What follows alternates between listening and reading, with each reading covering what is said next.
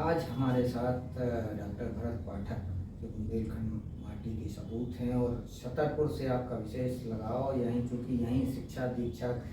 बाल्यकाल जीवन बीता है और विद्यार्थी परिषद से आपने एक सामाजिक सरोकारों से जुड़ने की जो पहल की थी वो आज तक निरंतर जारी है। हालांकि विद्यार्थी परिषद के बाद आप नानाजी देशमुख से जुड़े और उनसे जुड़वाने में आरएसएस के स्थानीय नेताओं और बाहर के कुछ नेताओं की बड़ी भूमिका थी, जो नानाजी का आपको सानिध्य मिला। उसके बाद आपने फिर पीछे मुड़ के नहीं देखा। आज आप राष्ट्रीय स्तर पर एक जानी पहचानी शख्सियत हैं और महात्मा गांधी राष्ट्रीय शिक्षा परिषद जो हैदराबाद की है, भारत सरकार की एक योजना है, इसके आप उपाध्यक्ष भी हैं और गंगा विचार मंच नमामि गंगे का प्रोजेक्ट है और प्रधानमंत्री का सबसे प्रिय प्रोजेक्टों में से एक माना जाता है, उसके राष्ट्रीय संयोजक हैं, जिसके तहत एक बड़े परिवर्तन की दिशा में आप काम कर रहे हैं, जिसको हालांकि सामान्य तौर पर लोग उतने अच्छे से नहीं समझ पा रहे हैं। हम आपसे उन तमाम सब चीज़ों को जानने और समझने का प्रयास करेंगे कि किस तरह से समाज में एक व्यापक परिवर्तन का आप सूत्रपात करने जा रहे हैं। बाल्यकाल से ही राष्ट्रीय स्वयंसेवक संघ के स्वयंसेवक होने के कारण प्रारंभिक शिक्षा दीक्षा सरस्वती शिशु मंदिर छतरपुर में हुई और इस कारण से संघ के साथ जुड़ने का अवसर मिला, प्रतिदिन शाखा जाने का अवसर मिला और कक्षा प्रथम द्वितीय तृतीय में रहते हुए संघ के काम में रहे, गठनायक गण शिक्षक रहे। उसके बाद आपातकाल लग गया, संघ की शाखाओं पर प्रतिबंध लगा, सरस्वती शिशु मंदिर में भी आगे की कक्षाएं खुलने में समय रहा, लेकिन संघ के काम के साथ लगातार जुड़े रहे और संघ के जो प्रशिक्षण थे, प्राथमिक वर्ग था, प्रथम वर्ष था, द्वितीय वर्ष था, ये हमने 1982 में कर लिया और नगर में संघ की टीम में जो भी दायित्व जिम्मेवारी मिलती थी उस पर काम करते थे। जब महाविद्यालय में पहुंचे 1984-85 में संपूर्ण देश में युवाओं के लिए एक युवा अधिकार सम्मेलन होना शुरू हुए। संपूर्ण दुनिया में युवाओं के लिए युवा वर्ष के नाते 1985 को बनाने की बात हुई। उस समय के तत्कालीन देश के प्रधानमंत्री ने इस बात को और दुनिया तक पहुंचाने का काम किया कि युवाओं का देश के विकास में योगदान होना चाहिए। विद्यार्थी परिषद ने इस बात को प्रमुखता से लिया और जिला स्तर पर युवाधिकार सम्मेलन आयोजित किए, जिनकी जिम्मेवारी हमें छतरपुर जिले में करने को मिली और उसके बाद जिला संयोजक, विभाग प्रमुख, प्रांत सह मंत्री, इतने दायित्व मिले और हम अपनी पढ़ाई भी साथ साथ करते रहे। पढ़ाई में हिंदी से एमए किया और विश्वविद्यालय में दूसरा स्थान होने के कारण महाराजा महाविद्यालय छतरपुर में हमें पढ़ाने का अवसर भी मिला और उसी वर्ष जो मध्य प्रदेश की परीक्षा होती है, पीएससी का एग्जाम होता है, उसको भी हमने दिया, वो क्वालिफाई किया और परम श्रद्धेय नानाजी देशमुख अपने महाकौशल प्रांत में मध्य प्रदेश में एक ग्रामोदय विश्वविद्यालय की स्थापना के लिए चित्रकूट आए। तब संघ के अधिकारियों ने, अपने प्रांत के अधिकारियों ने विद्यार्थी परिषद के वरिष्ठ कार्यकर्ताओं से परामर्श करके हमारे नाम का चयन किया और हमें परम श्रद्धेय नानाजी देशमुख, जो उस समय कुलाधिपति थे चित्रकूट ग्रामोदय विश्वविद्यालय के, तो कुलाधिपति के सचिव के रूप में हमारी नियुक्ति हुई और हमें चित्रकूट जाने का अवसर मिला। लंबे समय तक ग्रामोदय विश्वविद्यालय की स्थापना काल पर मैं विभागों की स्थापना के साथ साथ विभाग अध्यक्षों की खोज, शिक्षक, प्राध्यापक, विद्यार्थी सभी को ग्रामोदय विश्वविद्यालय की परिकल्पना के आधार पर काम हो, ऐसे परम श्रद्धेय नानाजी के साथ उनको मिलाना, बात कराना, एकेडमिक कोर्सेज चलवाना, जिस प्रकार की भी जिम्मेवारी मिलती रही कुलाधिपति के सचिव के रूप में, उसका निर्वाह किया। उसके बाद में जब परम श्रद्धेय नानाजी देशमुख जी ने ग्रामोदय विश्वविद्यालय को मध्य प्रदेश सरकार को सौंपा,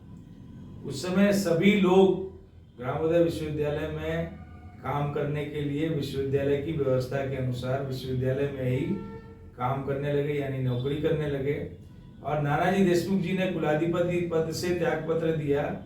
और हमने कुलाधिपति के सचिव के पद से त्यागपत्र देके संपूर्ण समय परम श्रद्धेय नानाजी देशमुख जी के साथ काम करने का शुरू किया, सरकारी नौकरी छोड़ी और उसके बाद में जो भी जिम्मेवारी दायित्व मिला, क्योंकि नानाजी दीनदयाल शोध संस्थान के संस्थापक थे, दीनदयाल शोध संस्थान ने ही ग्रामोदय विश्वविद्यालय की स्थापना की थी। दीनदयाल शोध संस्थान ने चित्रकूट की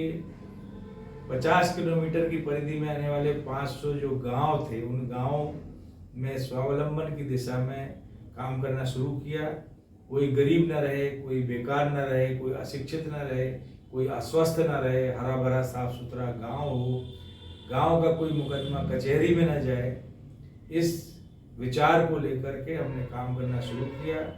ग्रामोदय विश्वविद्यालय की भी स्थापना इसी विचार को लेकर के हुई थी कि हमें एक आत्मनिर्भर समाज का निर्माण करना है, आत्मनिर्भर गांव का निर्माण करना है। अंत्योदय से ग्रामोदय, ग्रामोदय से राष्ट्रोदय, इस परिकल्पना को लेकर ग्रामोदय विश्वविद्यालय में 1991-92 से कार्य प्रारंभ हुआ। 94-95 तक परम श्रद्धेय नानाजी के मार्गदर्शन में चला। उसके बाद कुलाधिपति यानी राज्यपाल, महामहिम राज्यपाल मध्य प्रदेश के, उनके मार्गदर्शन में काम होना प्रारंभ हुआ। मध्य प्रदेश सरकार ने विश्वविद्यालय को चलाना प्रारंभ किया और हम लोगों ने दीनदयाल शोध संस्थान के माध्यम से गांव में कार्य करना प्रारंभ किया। और इसके लिए चित्रकूट में विद्यालय, गुरुकुल, कृषि विज्ञान केंद्र, जल ग्रहण प्रबंधन का काम, आयुर्वेद, योग, प्राकृतिक चिकित्सा का काम, प्रशिक्षण, उद्यमिता,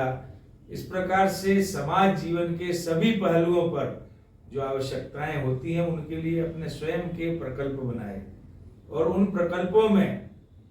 आसपास के गांव के लोगों को काम दिया, प्रशिक्षित किया और उन्होंने जो स्थानीय ग्रामवासी थे उन्होंने स्वयं अपनी खुशहाली के लिए काम करना प्रारंभ किया। और इस प्रकार से दीनदयाल शोध संस्थान में लगातार 25 वर्षों तक अलग अलग दायित्वों में, पहले सचिव, फिर संगठन सचिव, उसके बाद 15 वर्षों तक प्रधान सचिव यानी अखिल भारतीय महामंत्री के रूप में और फिर राष्ट्रीय उपाध्यक्ष के रूप में काम किया। इस प्रकार से अगर हम देखें तो परम श्रद्धेय नानाजी देशमुख जी के द्वारा जो सोचा गया था, जो एक स्वप्न था उनका आत्मनिर्भर गांव का, आत्मनिर्भर भारत का, उस दिशा में इन चित्रकूट के आसपास के गांव में जो काम हुआ था उससे परम श्रद्धेय नानाजी देशमुख स्वयं भी प्रसन्न हुए। डॉक्टर APJ अब्दुल कलाम जब राष्ट्रपति थे उन्होंने भी आकर उस काम को देखा। तत्कालीन प्रधानमंत्री अटल बिहारी वाजपेयी जी भी 2 दिन रह करके उस काम को उन्होंने देखा, समझा और उन्होंने ये कहा प्रधानमंत्री और राष्ट्रपति रहते हुए कि इन कामों को इस प्रकार से जो गाँव का आमूलचूल परिवर्तन गाँव में हुआ है, इस प्रकार की पद्धति से अगर संपूर्ण देश के 6 लाख से अधिक गाँव में काम किया जाता है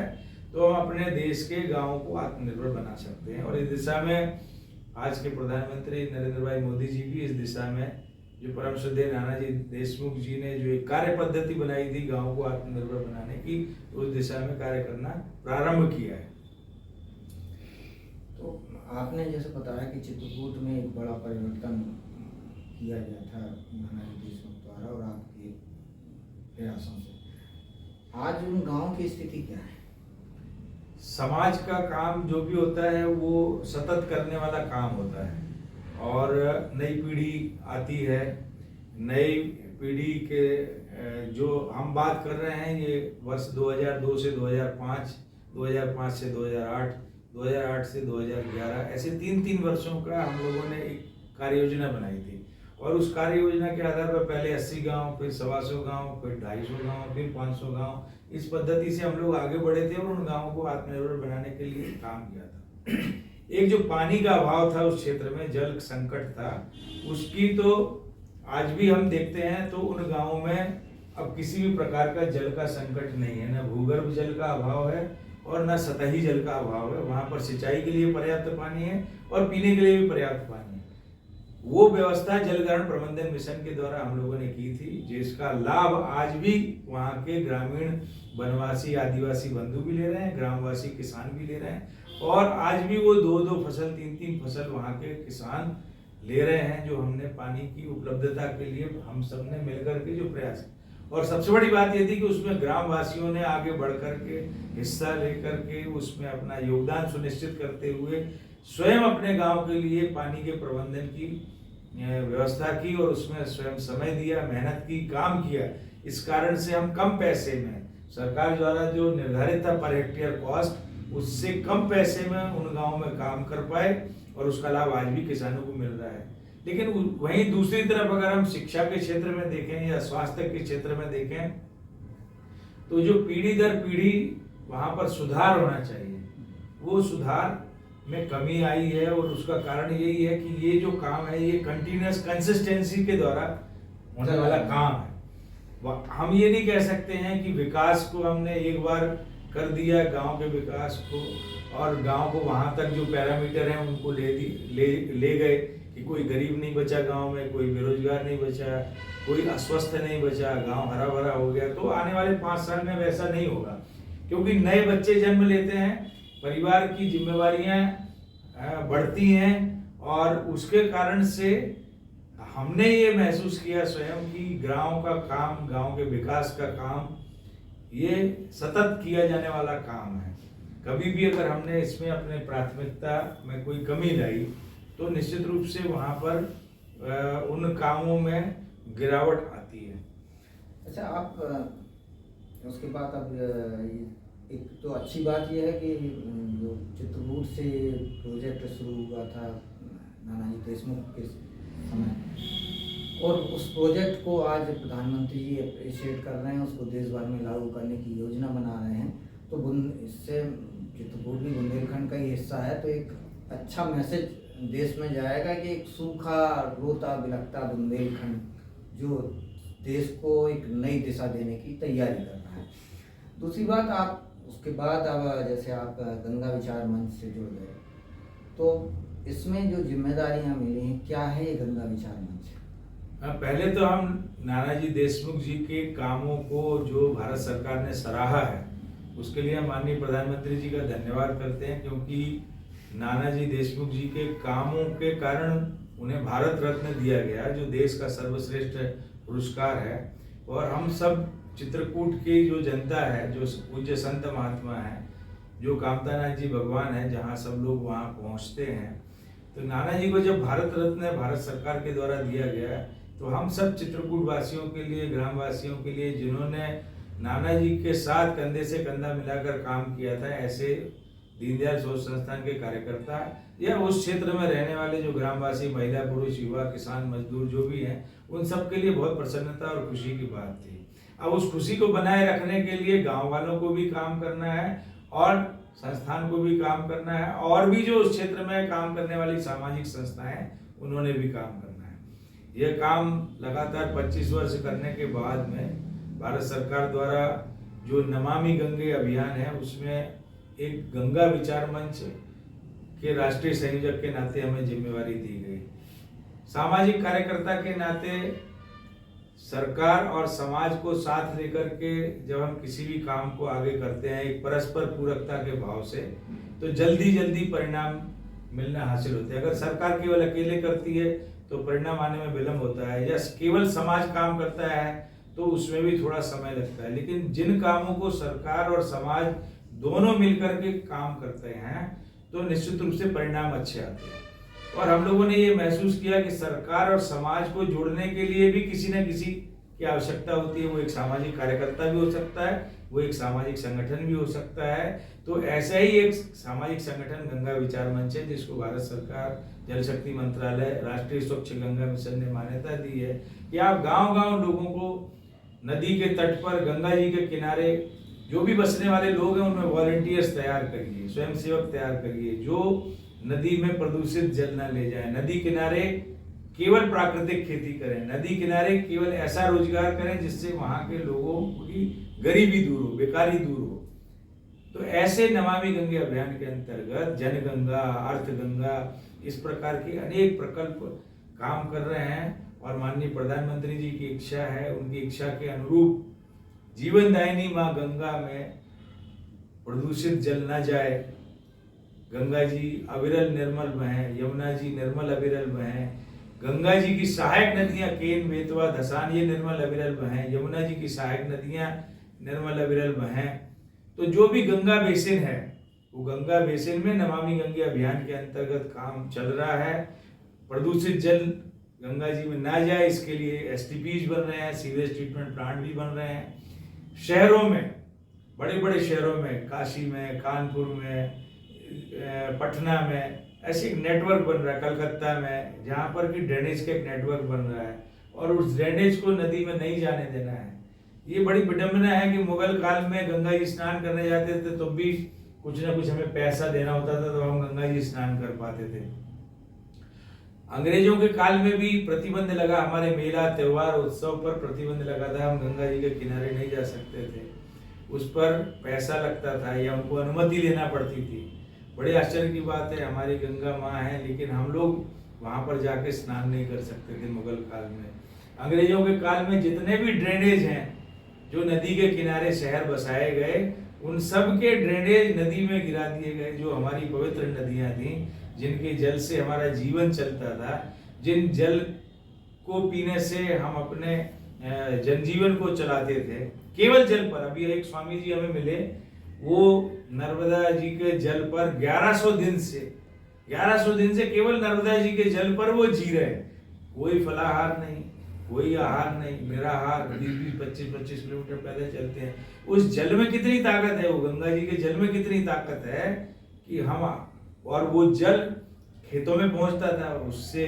उपज होती थी, कृषि उपज, वनोपज, फलोत्पादन जो भी होता था वो संक्रमण से दूर होता था, क्योंकि उसमें खाद, कीटनाशक, किसी भी प्रकार का प्रयोग, शुद्ध जल आ रहा है।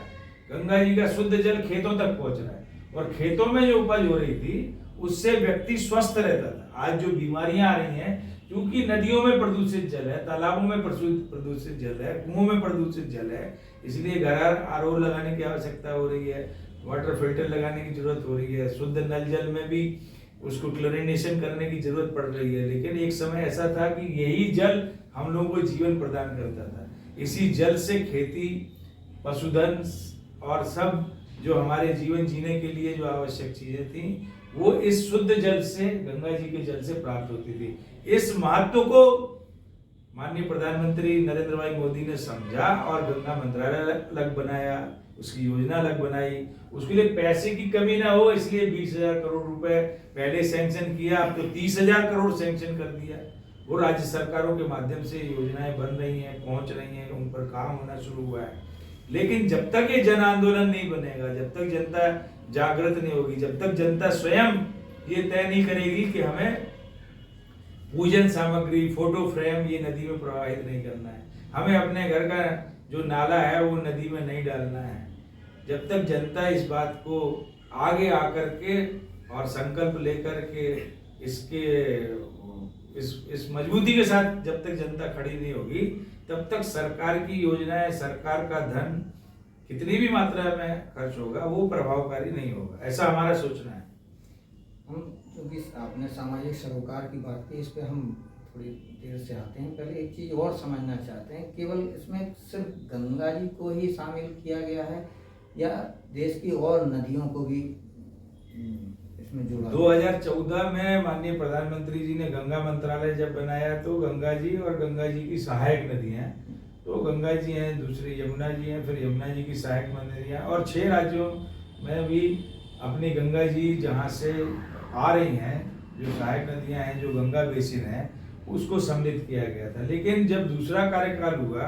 और वापस जल शक्ति मंत्रालय बना, जिसमें सभी प्रकार की चीजों, नदियों को, जल से संबंधित कामों को जोड़ दिया गया, तो अब देश की सभी प्रमुख नदियां इस अभियान में सम्मिलित हैं और देश की सभी प्रमुख नदियों पर नमामि गंगे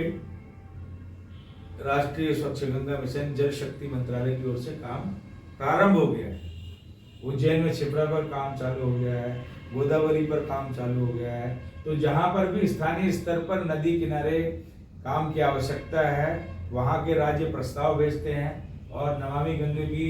जनरल काउंसिल की मीटिंग होती है, उनमें प्रस्ताव पहुंचते हैं। माननीय प्रधानमंत्री जी स्वयं उसकी अध्यक्षता करते हैं और उन सारे प्रकल्पों पर काम पर विचार होता है जो देश के अनेक राज्यों से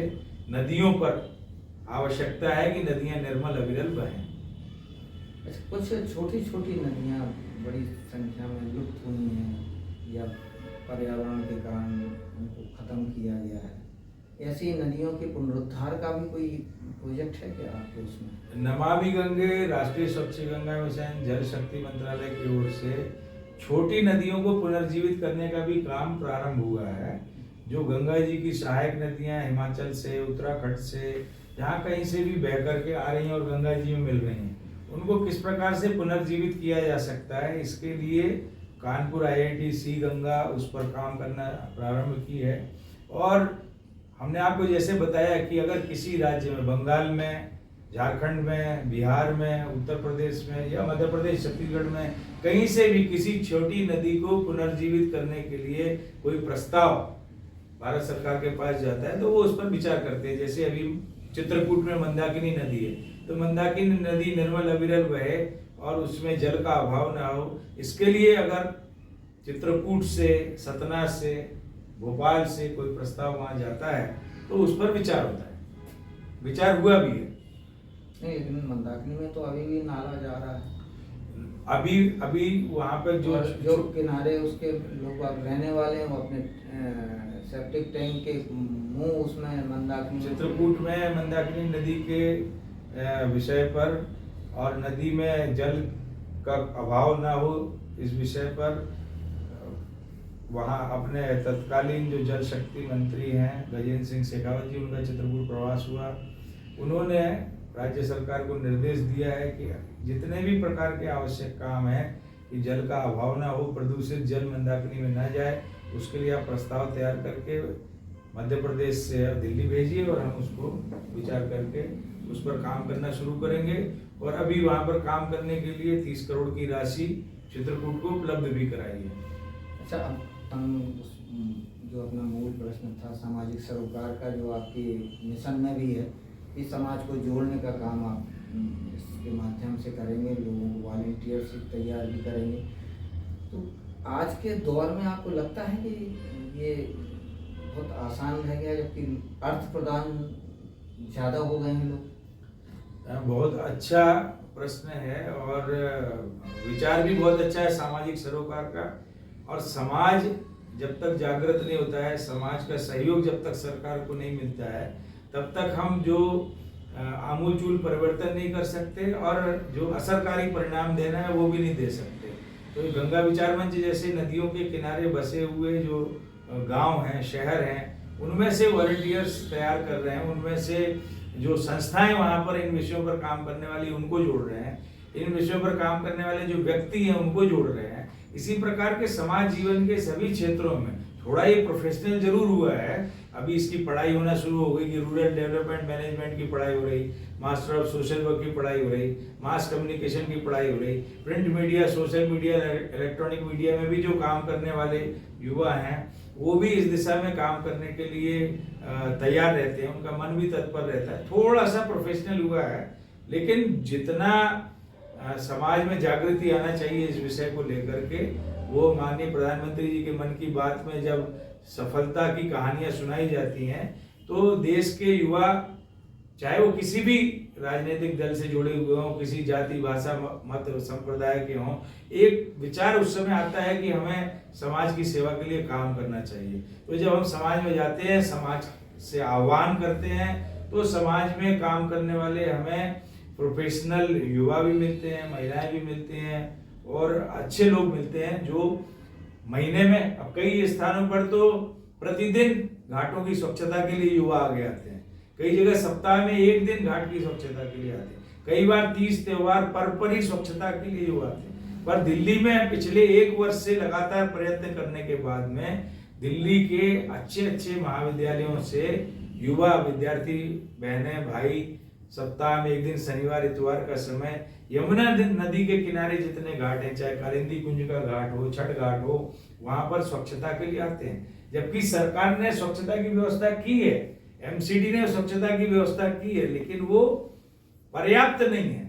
और जनता को बताने के लिए जब कोई युवा आगे आता है या नदी किनारे वो स्वच्छता स्वयं करता है 1 घंटा 2 घंटा लग करके, तो उसका एक असर वहां पर स्नान करने वाले, घाट पर पूजा करने वाले ऐसे जो श्रद्धालु हैं उनके ऊपर असर पड़ता है। तो केजरीवाल ने तो कहा था कि 5 साल में यमुना को जो है दुनिया की सर्वश्रेष्ठ और गैर प्रदूषित नदी बना देंगे, दिल्ली में इतना साफ पानी रहेगा कि लोग वहाँ जाके पानी पी सकेंगे। एक अपने देश में केंद्र राज्य के संबंधों को लेकर के बहुत सारी विकास की परियोजनाएं, विकास के काम, उनकी गति जो है कभी तेज होती है, कभी कम होती है, और ये केंद्र राज्य के संबंधों में अलग अलग सरकारों के कारण से ये नमामि गंगे अभियान में भी आपको देखने के लिए मिलेगा। और दिल्ली में यमुना नदी की स्वच्छता को लेकर के जो आपने बात कही है उसमें भी आपको देखने के लिए मिलेगा, क्योंकि भारत सरकार ने दिल्ली सरकार को यमुना नदी पर जो काम किया जाना है उसके लिए धन उपलब्ध करा दिया गया है, उन्होंने धन दे दिया। अब धन देने के बाद में जो परियोजनाएं दिल्ली सरकार ने बनानी है वो एलजी के माध्यम से जल शक्ति मंत्रालय तक पहुंचे, उनकी स्वीकृति हो, फिर काम हो, इसमें उसमें लंबा समय लग रहा है। लेकिन फिर भी हम ये दावे के साथ कह सकते हैं कि आने वाले 18-20 महीने में यमुना नदी में जो अभी आपको प्रदूषित जल दिखता है, जल नहीं दिखता है, नालों का पानी दिखता है, उसमें कमी आएगी और यमुना नदी में अविरल निर्मल जल बह सकेगा। ऐसा हम दावे के साथ कह सकते हैं कि आने वाले 18-20 महीने में ये स्थिति बनेगी। एक बात आपने कही, जाति, वर्ग, धर्म, संप्रदाय, इनसे अलग हटके आप लोगों को जोड़ने का काम कर रहे हैं, पर देश के कैनवास पे अगर आप देखें तो लगभग हर राजनीतिक दल जाति, धर्म और संप्रदाय को तोड़ने और आपस में लड़ाने का काम कर रहा है। तो इससे आपको क्या लगता है कि आने वाले समय में आपकी कार्य को मदद मिलेगी या देश को एक अलग विघटन की स्थिति का सामना करना पड़ेगा? देश के महापुरुषों ने आज़ादी के बाद से, आज़ादी प्राप्त करने के लिए भी और आज़ादी के बाद भी, अपने देश के महापुरुषों ने हमेशा देश को, समाज को जोड़ने का काम किया। उसमें पत्रकार, साहित्यकार, कवि, इन सब का बहुत बड़ा योगदान रहा है। सामाजिक कार्यकर्ताओं का भी बहुत बड़ा योगदान रहा है। भारत रत्न नानाजी देशमुख, जिनके साथ लंबे समय तक हमने काम किया, उनके वो कहते थे कि ये आचरण और व्यवहार से हम इसमें परिवर्तन ला सकते हैं, इसको हम भाषण से परिवर्तन नहीं ला सकते। हम जाति, भाषा, संप्रदाय, मजहब को विकास के कार्यों में जोड़ने के लिए हम केवल भाषण से नहीं कर सकते, हमारे आचरण और व्यवहार से हो सकता है। तो जो भी सामाजिक कार्यकर्ता या राजनीतिक नेतृत्व में जो काम करने वाले राजनीतिक कार्यकर्ता है या प्रशासनिक अधिकारी हैं, वो जब इस भावना के साथ काम करते हैं कि हमें विकास के काम में सबका सहयोग लेना है, तो निश्चित रूप से जाति, धर्म, भाषा, मजहब सबसे ऊपर उठ करके उन सभी संप्रदायों से कोई ना कोई ऐसा निकल करके आता है जो समाज के काम में सहयोग करता है। और यही भावना हमारे देश को एक मजबूत बनाती है, भारत को मजबूत बनाती है और भारत के सामाजिक सरोकारों में लगे हुए लोगों को एक आत्मबल प्रदान करती है। और पहले भी जरूरत थी, आज भी जरूरत है और आगे भी जरूरत है कि ऐसे सामाजिक कार्यकर्ता देश में बने, बढ़ें, जो समाज को एकजुट रख सके। कहने में तो बात बहुत अच्छी लगती है, पर जमीनी धरातल पर तो आचरण विपरीत दिख रहा है ना। उसमें आप चुनाव ही देख लीजिए, चुनाव में जाति के आधार पर टिकटें बांटी जाती हैं, नेता चुनावी भाषण उसी तरह के देते हैं ताकि जाति वैमनस्यता बढ़े। देश काल परिस्थिति के अनुसार समय समय पर इन बातों को अपने राजनीतिक स्वार्थ के लिए, व्यक्तिगत महत्वाकांक्षा के लिए इन विषयों को सामने लाया जाता है और चुनाव में उसका लाभ लिया जाता है। लेकिन जब सामूहिक तौर पर या किसी एक विशेष उद्देश्य को लेकर, एक पवित्र उद्देश्य को लेकर, या भारत के देश की बात को लेकर, समाज की बात को लेकर, सेना के काम को लेकर, अपने देश की सीमाओं को लेकर, जब भी कभी चाहे राजनीतिक कार्यकर्ता हो, सामाजिक कार्यकर्ता हो या प्रशासनिक काम में लगा हुआ कोई अधिकारी हो, व्यावसायिक कोई उद्योगपति हो, तो जब भी हम कभी उससे आपने जो विषय उठाया उस विषय पर बात करेंगे तो वो विचार रूप में तो यही कहेगा कि हमें इन सब से ऊपर उठ करके काम करना है। लेकिन व्यवहार में अंतर होता है, क्योंकि वो अपने किसी व्यक्तिगत लाभ के लिए या व्यक्तिगत महत्वाकांक्षा के लिए काम कर रहा होता है। तो परम श्रद्धेय नानाजी देशमुख, महर्षि अरविंद, विवेकानंद, स्वामी विवेकानंद जी, इन सभी ने, या प्रभु श्री राम का जो चरित्र है, हम तो प्रभु श्री राम के हम सभी अनुयायी हैं। प्रभु श्री राम का जो जीवन है, प्रभु उनका जो एक आदर्श जीवन है, उस उनके जीवन से प्रेरणा लेकर के हम सब यही प्रयास करें कि हम जाति, धर्म, भाषा, मजहब से ऊपर उठकर अपने जीवन को अच्छा बनाएं, अपने आसपास के जीवन को अच्छा बनाएं और देश में, समाज में खुशहाली लाने के लिए काम करें। बहुत बहुत धन्यवाद।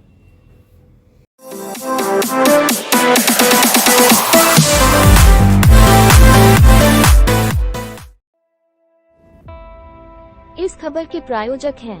पहली गोल्ड प्रीमियम पान मसाला।